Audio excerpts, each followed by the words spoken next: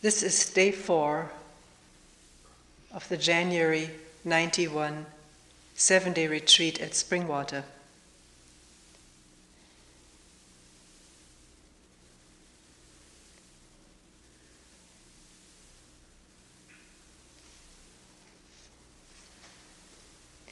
Here are some of the questions that I wrote down. And I never get to write all of them down. Just whatever I remember.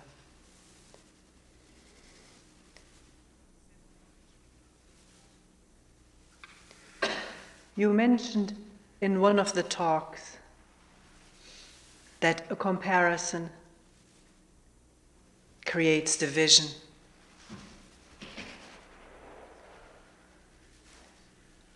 But if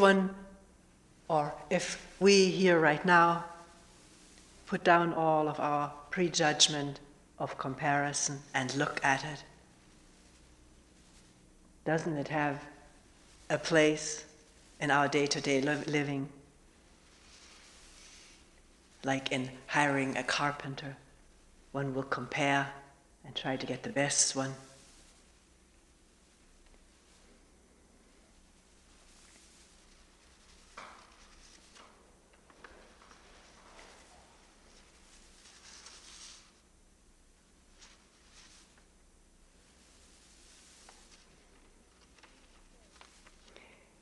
You have said that if you clearly see a thought coming up, then it needn't cause all the inner and outer excitement or turmoil, but can end in the seeing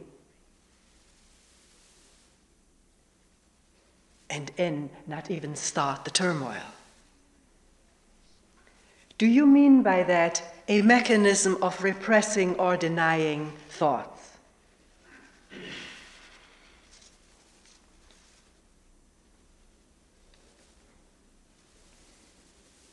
You have said that we only think that there is someone who thinks, or that it is the me that thinks, or that thoughts come from me. I deeply feel that my thoughts do come from me.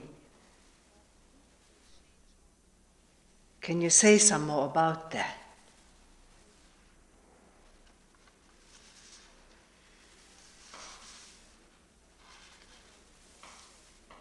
I realize more and more how much and deeply I am concerned about what other people think about me, whether they like me, whether they appreciate me, whether they approve of me or reject me.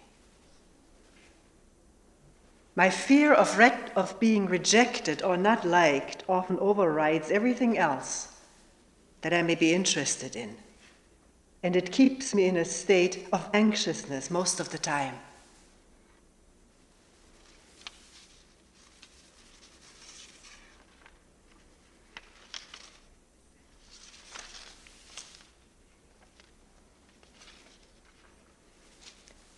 And this question cropped up several times again, as it has throughout this retreat. Why is it so hard to completely be with a state of being, whatever one may find oneself in? A state of feeling dead, not alive, static. Why is it so hard to be with that?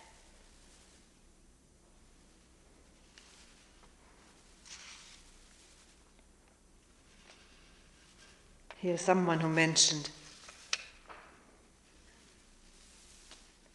this morning something happened and I understood what it means. There is just what is. I'd woken up heavy, and in sitting there were thoughts like, it's always the same thing, I'm not going anyplace. And then I sat up from leaning backward against the cushion of my backrest. And I found it interesting that there is something in posture, in sitting up in an erect way, even though that happened quite spontaneously, the person said. There was no will involved, no intention. And then there was this shift to just what is there, what is. I can't describe it.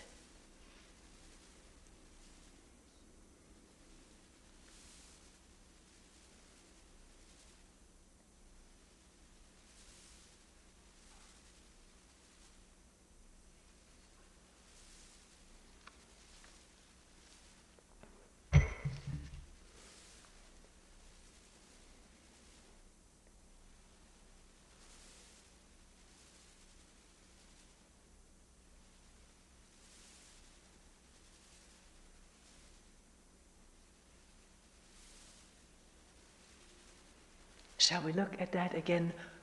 Why it is so difficult to be with just what is this instant.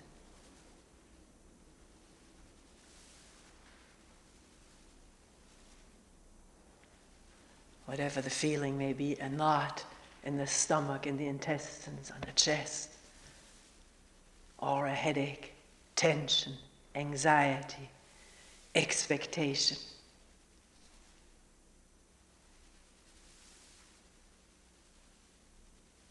Pleasurable expectation or fearful expectation. A feeling of panic maybe. At the thought of war.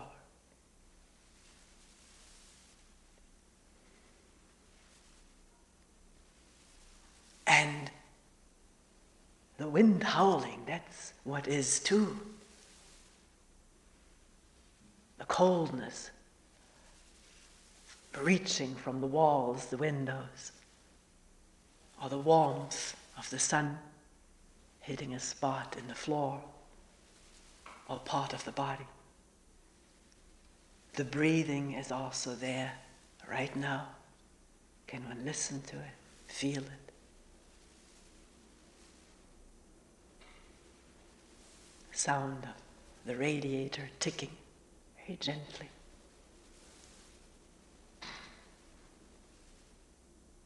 All kinds of physical sensations. Maybe one can feel, hear the heartbeat. Fingers touching, knees touching the mat, feelings in the ankles.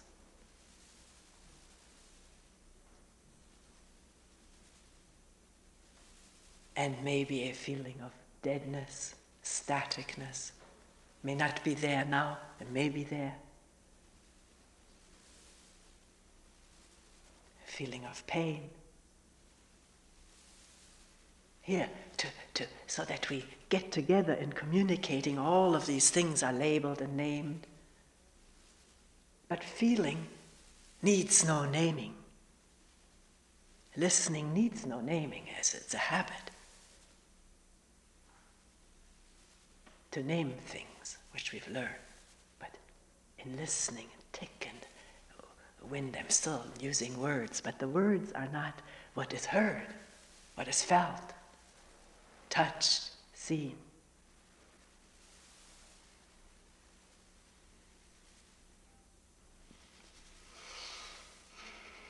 Why is it so hard to be with it? And the examples that are given are never ever, that I can remember right now, joyous states or states of pleasurable memory, but pain, fear, anger, deadness, numbness, non-aliveness, want, feeling of want, neediness, discontent or dissatisfaction.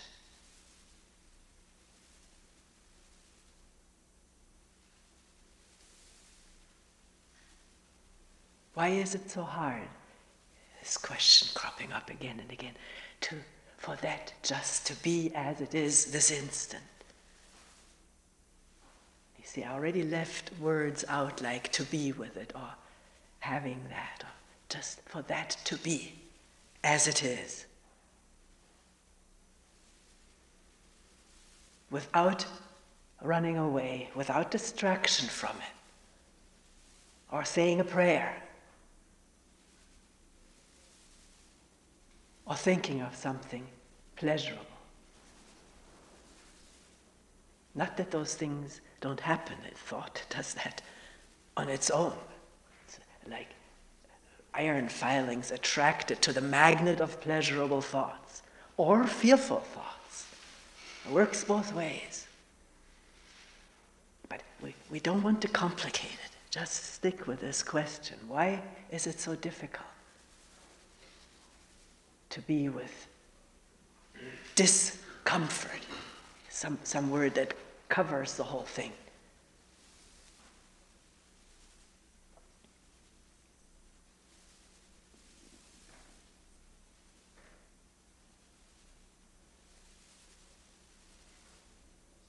Does the question get the mind to look for explanations? It does. We're trained to explain phenomena. And very often we find vicarious or temporary comfort in explanation.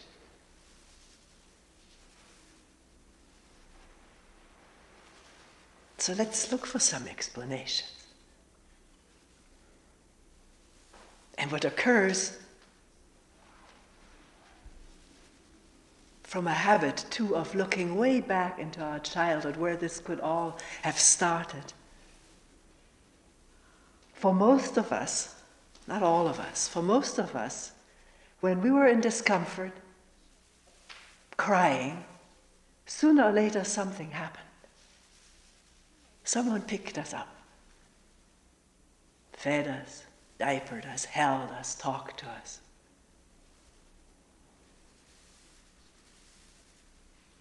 Which relieved the discomfort in most of the time, not always. But if the comfort was not relieved, many parents, not all, would still hold the baby, still walk the baby, talk to it, pat it on the back gently.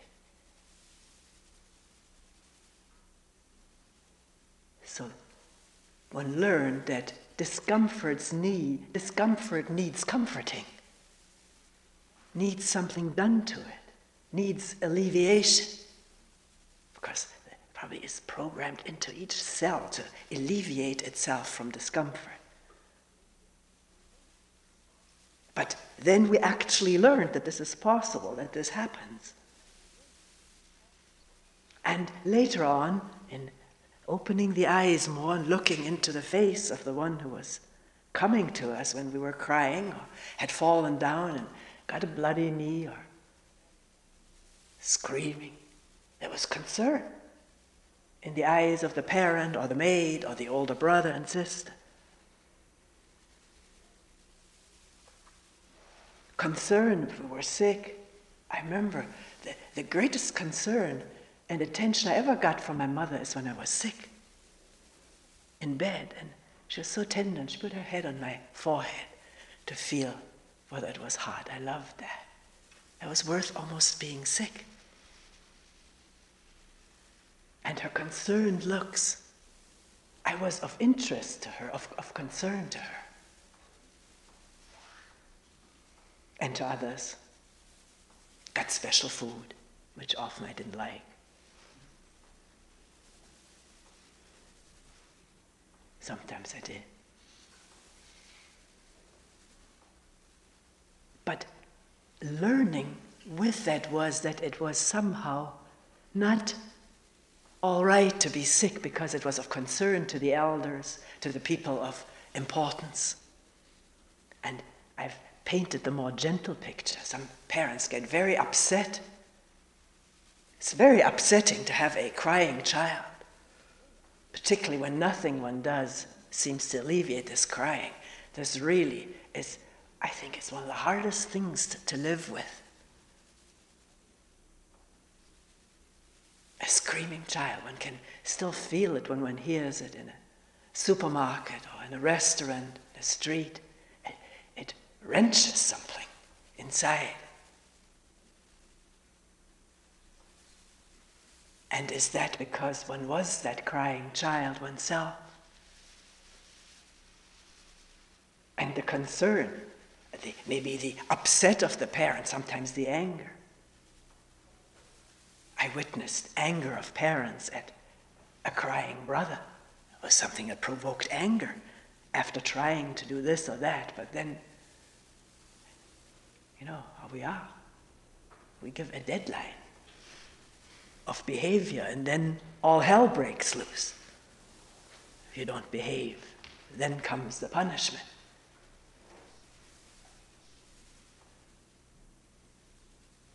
So we have learned all kinds of things about not feeling well. And one of the things is that it is not all right not to feel well. Not just because we felt this way, but because important others felt that way. Others on whom we depended very heavily for feeling good about us. And maybe somebody did not feel good about our feeling bad, felt fearful or angry, looking for ways to alleviate this condition, to shut us up. I'm putting it roughly, I put it gently, all of it happens at one time or another, to one or another. We're all in the same thing with this. What happens to you also happens in one way or other to me, and vice versa.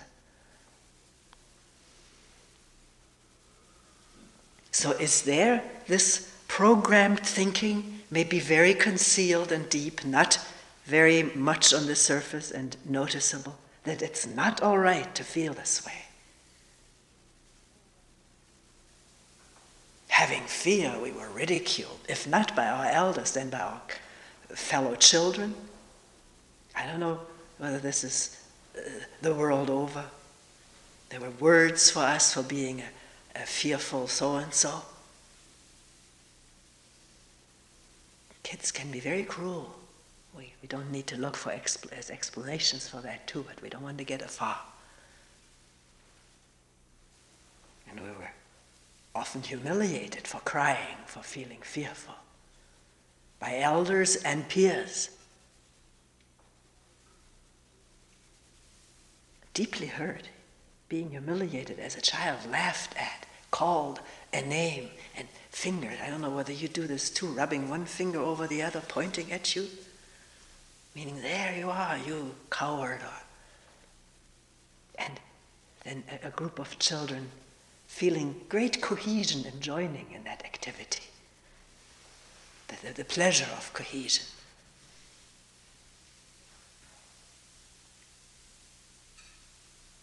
So there is a rich background in not feeling right about feeling fearful, angry, afraid, sad, sick.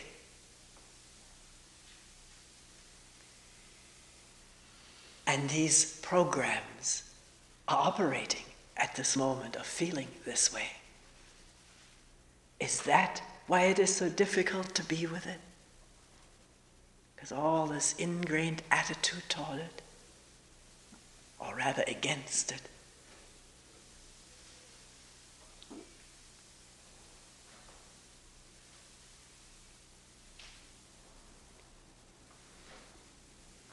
Sometimes people say, you're listing all of this.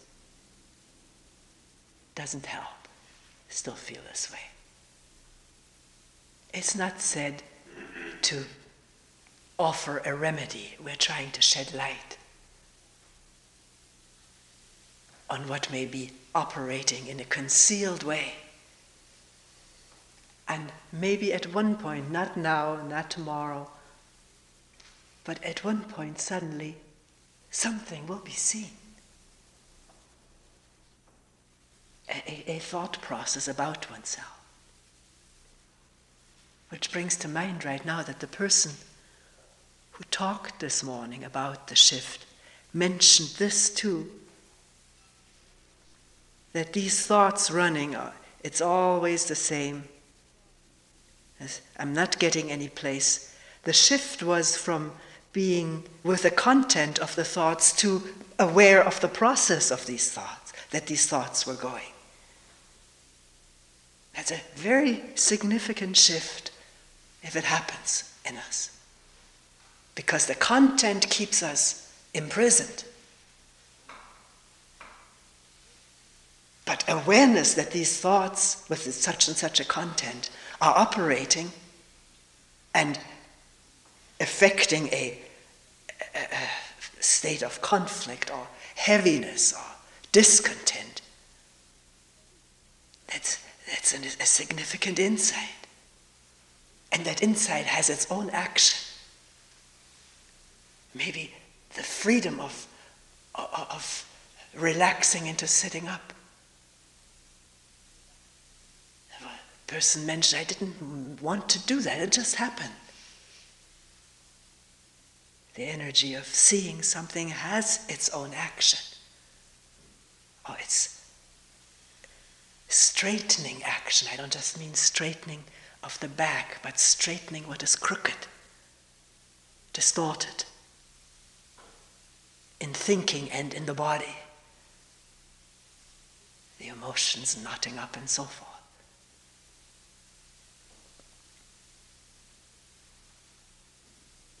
And not to make any of this now into a method, a formulation, but just listen. I'm listening too, I'm talking, but I'm listening. Looking at the whole thing. And wondering, really deeply, passionately, about just allowing what is there to be there.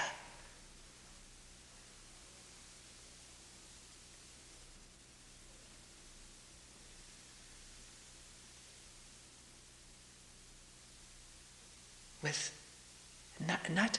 not going to sleep with it, but alert, aware, open, and therefore vulnerable to pain which one may have subtly braced against, subtly wished away, subtly turned off, cut out. There are all kinds of processes at work which, when the attention is, the awareness is subtle, then they're detected, and in being detected they don't have to continue. And nothing has to be substituted for it. Now what do I do, comes the thought. Nothing. Nothing needs to be done. Everything is there to be as it is for once.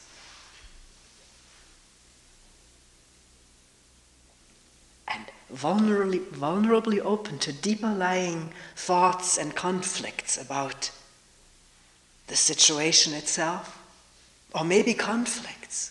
Maybe why it is so difficult to be with something is that there is also hidden conflict about the work one is doing, about the person one is living with, one's mate, the people one is working with, about oneself, feeling one is bad, guilty about something one has done and doesn't want to look at it, doesn't want to own it.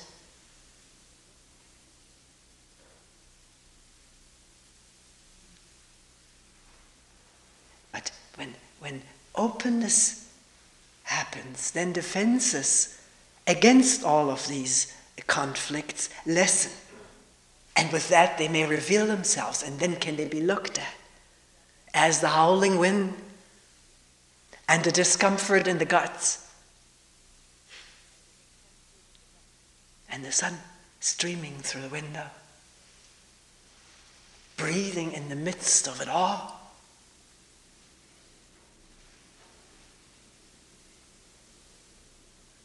Not knowing where to go, because it's true there's no place to go. That's in thought. A very strong program to go someplace else.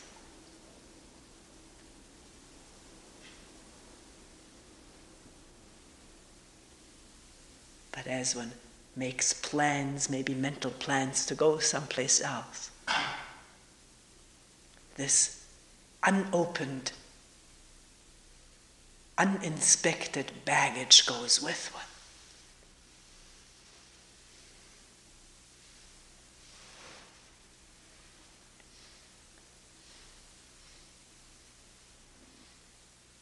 I mean, here also, if one makes a plan real and one does go to Florida, or wherever one imagines to be happier,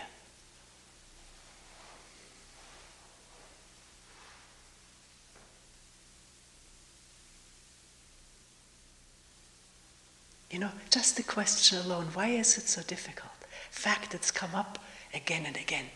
Is a good question, isn't it? Not to be answered, but to be kept alive. Because when such a question is alive, we will look every once in a while, or something will really hit us. Because the question does something to the whole organism. May be put on a state of alert.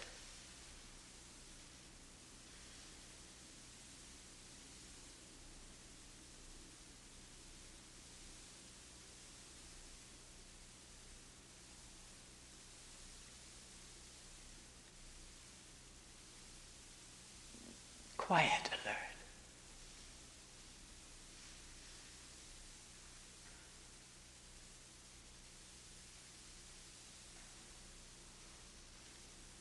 A quiet not knowing what it is all about. A quiet not knowing what to do. Just a quiet openness. What is it all?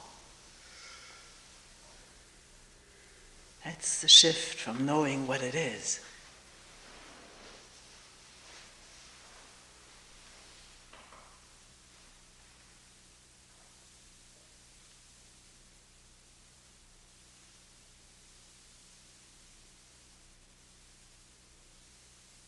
When we know what something is, we're in in a chamber with walls and ceiling, a few windows, maybe peepholes. But when we don't know what something is, and by not knowing, I don't mean throwing in the towel, I don't know. I got to consult the books or the experts to find out more about it, for which there's a place for that. I'm not condemning. But the not knowing I'm talking about is neither giving up nor has no despair in it. It's the truth that we don't know what anything really is. And with that, the narrow chamber with the ceiling and the four walls opens up. Or, as it were, one steps outside.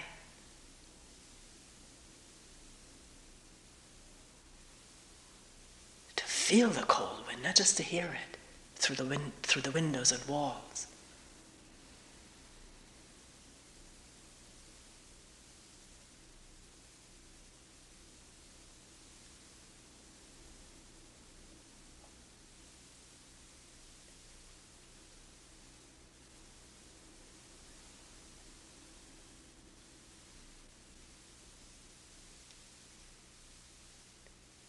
Also, nothing needs to be resolved here and now. That's another one of our compulsions, learned compulsions. Find a solution here and now. If there's something that has a duration, then to live with it without putting conditions on it, unconditionally living with it. Does that make sense? Unconditionally living with deadness? Living with deadness?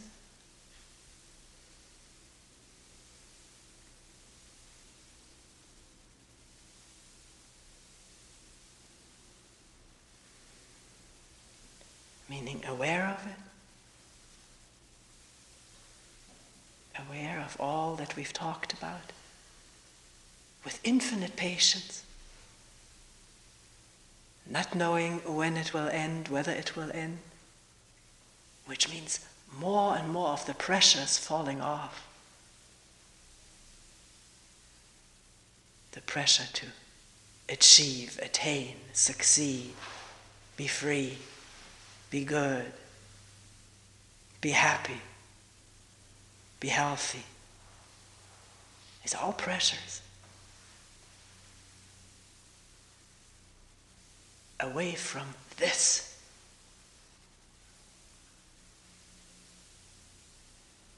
What is this? I don't know.